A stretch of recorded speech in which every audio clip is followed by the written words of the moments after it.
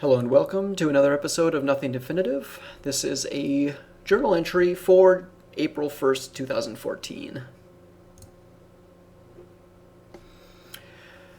Something interesting to think about is that if the universe is deterministic, then the goal of our conscious existence is to figure out who we are.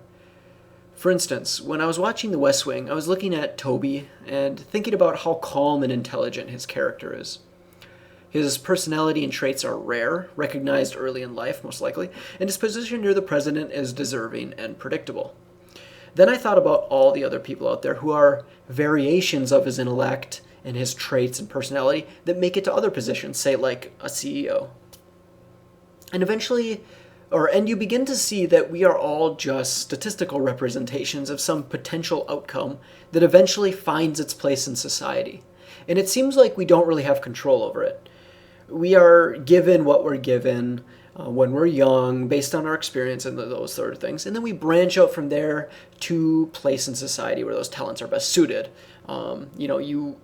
It seems that the reason I say there's not that much control is it seems you don't control your experiences when you're young, and those are so fundamental in determining who you are and what you like and all that sort of stuff.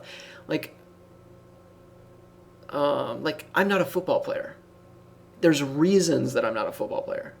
I don't even want to be a football player. Why don't I want to be a football player? Well, because I didn't have those experiences. Maybe if I would have, I would want to be a football player. That sort of a thing. I didn't have control over that. We like to think that we could have made those choices at some time, but could we have? My past self didn't make those choices.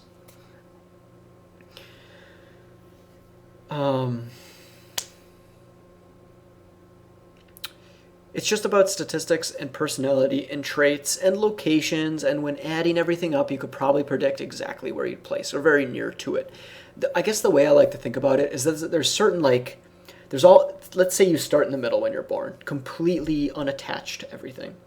And then you have your first experience. You try to put a square into a triangle block, and boom, all of a sudden, all these branches from that center point turn off. You no longer can do any of those.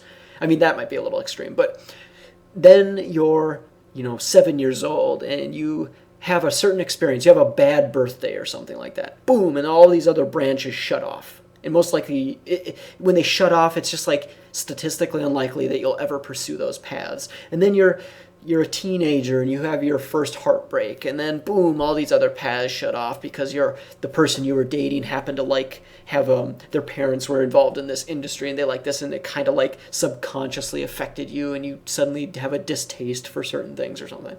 And then you're in college and you study a certain degree, and all of a sudden this lights up certain paths as highly probable because that's what you learned, and that's what society wants you to do now. You have this degree, why wouldn't you use it? So now you're statistically likely to go into those paths. And the point is that if you can look at those past experiences, you can kind of determine probably where most people are going to end up in their lives. And I think if you had enough data, you could probably know the future is basically what I'm saying. So the goal here is not to try and steer your direction in life, but rather to embrace your design, improve upon it, and make the most of it. Stop trying to do all these things that are not really made for you, and instead, go down the path that makes sense. Ride the river in your direction. And yeah, you might not be able to be president of the United States or something, say. Maybe your path no longer is good for that. But that doesn't mean that you can't do crazy awesome things. Maybe if you would just embrace your own self, you could be something really cool if you went down your own river. The problem is that it seems like we're always fighting that. We're always trying to be someone else or do this other thing or whatever, rather than just being this is who I am. These are my strengths. These are my weaknesses. These are my talents. Now what do I do? Let me be that person. I guess the problem with that is that a lot of times that's maybe who we've been in the past, and we want to try new things, or we don't want to be what everyone expects us to be, or maybe we want to be what everyone expects us to be, so then we don't try interesting, cool things. We lock ourselves in. And yeah, I guess that's my point. Last note I had, oh, I guess I already said that. Just embracing your journey could get you further ahead than you think, because it would be actually maximizing your talents versus not maximizing your talents and forcing your way into some other reality.